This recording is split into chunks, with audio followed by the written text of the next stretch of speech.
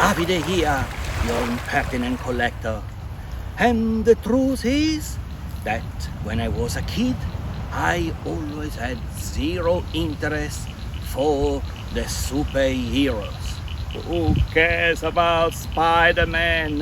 Who cares about Superman? Who cares about Captain America? Bollocks, zero interest. And yet, already marinated in the old words that my parents and my grandparents will give me exposure to, when I was around 8, 9 years old, I officially declare to my mom that I would like to become the Pope. Yes, the Pope. Then as I grew a little bit older, of course, I realized that my odds were not actually in my favor.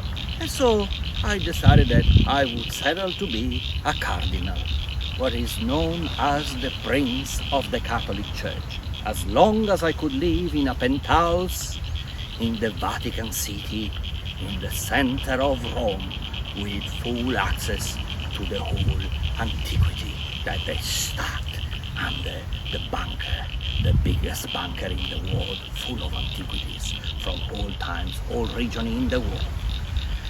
Then, as I grew a little bit older, I basically settled for something that I honestly thought that would be like a decent compromise. To become a man of leisure. Who wouldn't want to be a man of leisure? Well, certainly that was me.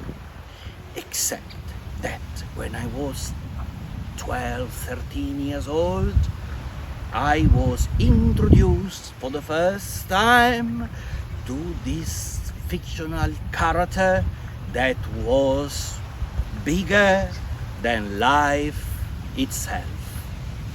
His name was Ulysses. Yes, I encountered him first in a Iliad describing the war against Troy, and then in the Odyssey, in his journey to go back to his own island, Ithaca. This man was, unlike many of the characters in the Homer stories, he was like a man. He wasn't a semi-god. And he wasn't also young and athletic when he had joined the war of Troy. And he was in fact the counselor of the king Agamemnon. And his wisdom is what created all the sides that are part of the blend of the story. So Ulysses was this character that he was already the king of a small island in the Aegean Sea called Ithaca. He wasn't young, he wasn't good looking, he wasn't the strongest of the warriors in both the Greek and the Trojans. He was just the wiser. And yet, within his wisdom, he was also brave. He had the ear of the king, but he also had the ear of the most famous fighter of all, Achilles. And it is Ulysses who actually convinced the king Agamemnon to keep going, but also to show constraint. It is Ulysses who was able to recover Achilles when he withdrew and he decided he was no longer ready to go to war. They needed Achilles because the prophecy would say that Troy would only fall if Achilles was part of the fight. But also Achilles' own destiny was the one to die during the war of Troy. So you have all these competing elements, and in those elements when Achilles, offended by the king Agamemnon, withdraw, is then brought back into the fight by Ulysses. But as Achilles is now ready to slaughter the Trojans, Ulysses is also the one that looks after his men, the men that are part of the army. Because you might see the soldier with the helmet, with the shield, with the spear, but behind all that, there is the flesh and blood and soul and memories of a real man.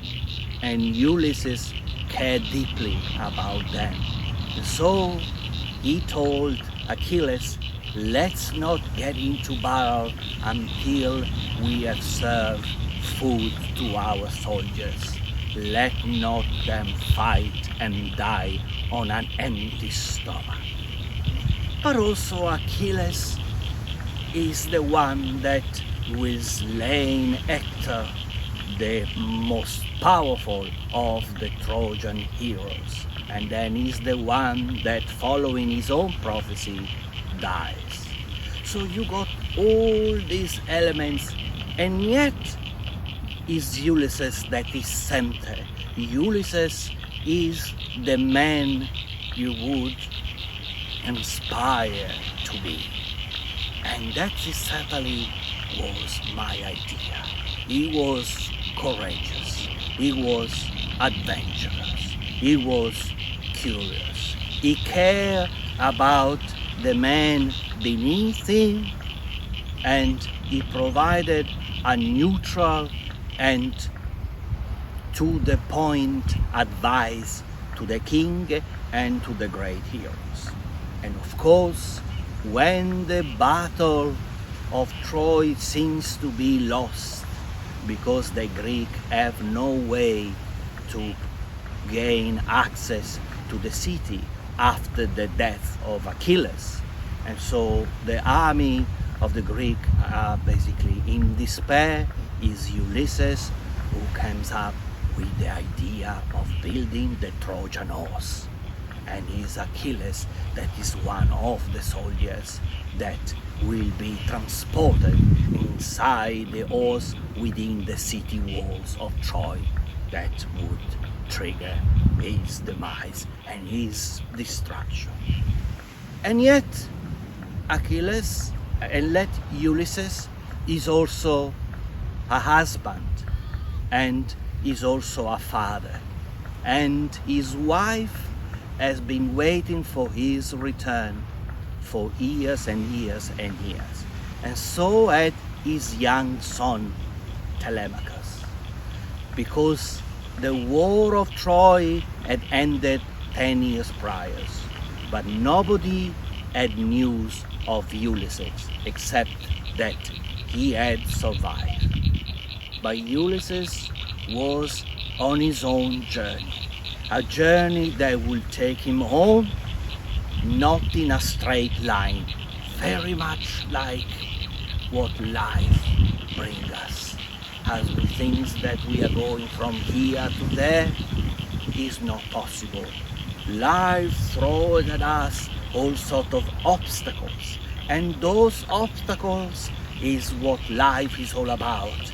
And that's where, like, the cunning but also the compassion of Ulysses is there to show us a path to be not a hero, but to be a better man, to the point that even on his way back, his curiosity is not diminished. And when they come across the sirens that crush every ship that approach the shores with their alluring songs, instead of covering his ears and pass by, he asks his crew to tie him up so that he alone could hear the sound of the siren calling him, Ulysses, come, stop, come and visit us. Everything you want is here for you. And so much Ulysses wants to be free from his tight ropes, but he can't. And he begs his crew to free him and let him go. But the crew has all the year covered in fabric and wax, and following his previous instruction, they can't hear him. And so he's escaped the fate of so many other ships who crash on those shores. And yet then encountered the violent land of the Cyclops, who trapped him and his crew, and with his single eye he's eating them one by one. And this horrendous and violent creature is the son of Poseidon, the god of the sea. And when Ulysses realized that they're gonna be eaten one by one and that this monstrous creature cannot be reasoned, he decided that he had to be blinded. Not killed because he's the son of a god, but blinded he can. And so they cook a feast for him, they made him drink, and when he's all abandoned and drunk, they push a stick into his single eye. And he's his own man who has actually, when asked who he was, he told the Cyclops the name of nobody. And so when the Cyclops trying to capture the escaping party, and his father appears and all the other Cyclops appear to help him, as they ask him, who did this to you? He shouted, nobody, nobody did. Who blinded you? Nobody did. That was the cunning of our human character of Ulysses. And when he finally approaches his island of Ithaca, that is a glorious moment when you would expect the love and the celebration, but that is not really what happened, because his whole household, his own wife, has been under siege for years and years from the suitors who want to take over the land and the properties of Ulysses. And when he finally lands on his island, who is there to recognize him? Well, there is his old dog that has been waiting all this year before dying, and he dies finally happy in his lap, knowing that the hero, the man, the king, the husband, the father is back in his own land. And there is an old nurse who is washing the wounds and the tired skin and scars of Ulysses. And as she discovered a very old wound that Ulysses suffered when he was a teenager, she recognized that he is in fact the king. Oh, I can picture myself recognized by Aurelia. Oh, wonderful. And my dogs are all gone. And thanks God I don't have a son. And instead of a wife, Penelope, that has been waiting for years for his return, I still have an oppressive mother waiting to trap me, very much like the siren on the island. But that's my personal story.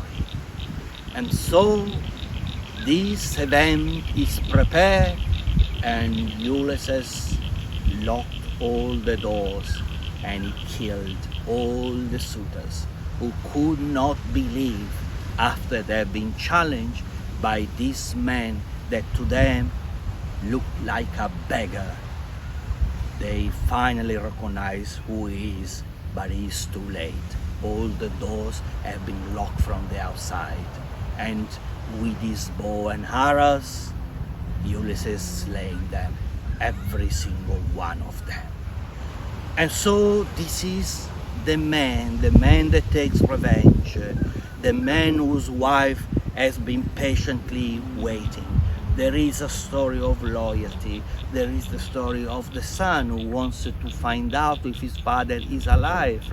And actually, a father that has always only heard story of, but he never met, but is now part of this adventure when the father reclaimed the territory for his son and for his wife.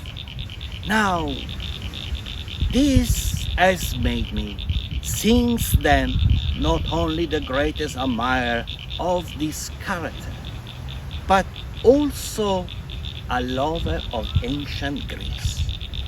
This way of living, this philosophy, and to me, like many Italians and many Europeans, in a very subjective way, history starts with ancient Greece, with the philosopher Socrates, Plato, Aristotle, but also all the other ones like Epicurus. And then you have the Stoics, the one who said that you have to suffer and carry on.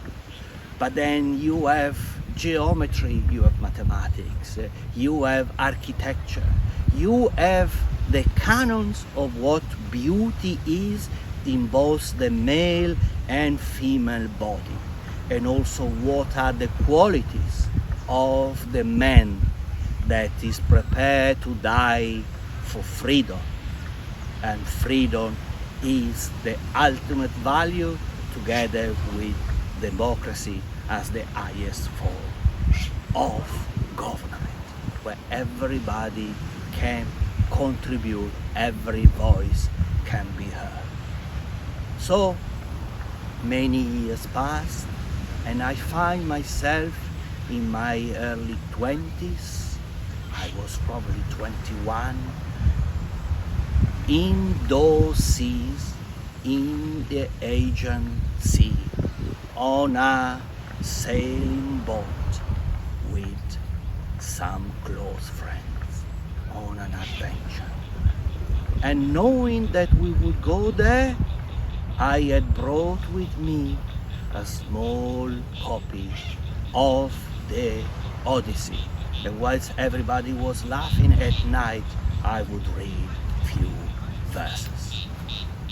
When you are on a sailing boat at night with few lights on, and you have the gentle water hitting the boat, you have this shuff, shuff, shuff. You feel what they felt. The soldiers, the warriors, the heroes, the semi-gods, all of them felt that sound, look at that sun, and saw the reflection of that bluish water. So you are there with a bunch of friends on this sailing ship. I don't want it to make it like a luxurious experience. It was just a small boat with a couple of wings. So that was the couple of sails, that was the boat itself, very close to the water, and it was like July, and you have this reflection. And then one day we finally, hopping from island to island, came to view the island of Ithaca. And we stopped just outside the island at night, and when the sun got up at 5, I was already up. I wanted to see the profile of the island against the sky, on the sea, and it was like an extraordinary experience. And as we slowly approached the island, when we went around on the coast of this really small and dry and ash island, at some point I asked them to stop so that I could go for a quick dive. In these crystal clear waters, I dived. But I did dive bringing with me the Odyssey. I wanted that book being impregnated again with the sacred water of Ithaca. And as I dived into this pristine bluish water, I was able to pick up one of the little pebbles that make that water so clear and so light. Sometimes you see the photographs of those areas in the Mediterranean.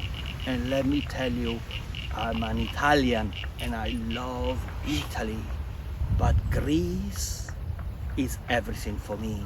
And when I was able to dive, pick up the rock and re-emerge with the book and with this rock, my friends, they were all laughing, thinking that I jumped in the water by mistake with the Odyssey. But in reality, it was all done on purpose.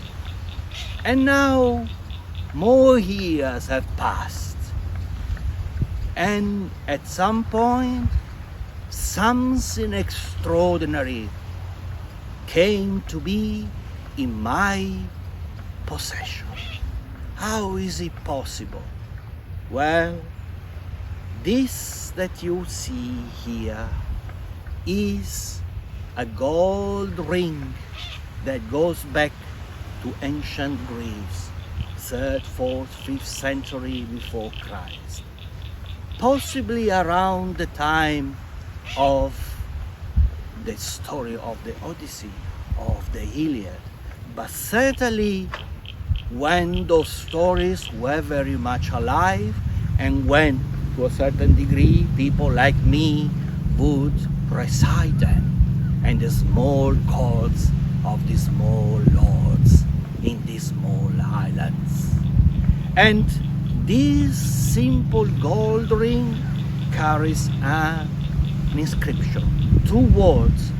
The second one is not possible to decipher, but the first says Agati, and Agati is the female adjective for good. So the size also suggests that this one was for a young girl, probably 10, probably 12, and so it might have been good fortune to the bearer of this ring. It must have been the gift of a father to his young daughter as she was coming to age, as Agati in Greek also means pure, purity. So she was a pure girl. And so this ring, just made of gold and beaten with really no economic value as such, as everything that somebody like me could desire to have in his collection. A ring that has been washed and picked up on a beach in one of these islands. Thousands of years after it has been forged, pressed, beaten, put together, and the inscription very finely engraved on the only surface that is been pressed to be wide enough to carry such an instruction, such an inscription. And this is my story of Ulysses. This is my story of me being a traveler. This is a story of me who is no longer trying to go from A to B. And yes, of course, we all want to a certain degree to go back home. And yet we know where home is, and we don't go back home in a straight line. That's my story. This is the stone, the pebbles I picked up 2 meters down in the water of mystical Ithaca, and the gold ring with the inscription Agati. And if you think this is not enough, to subscribe me, to like my channel, to leave me a comment, and to possibly go to buymeacoffee.com/impertinent collector and buy me a coffee. Seriously, guys, what do I have to do to capture your attention? This Ulysses is on the way home.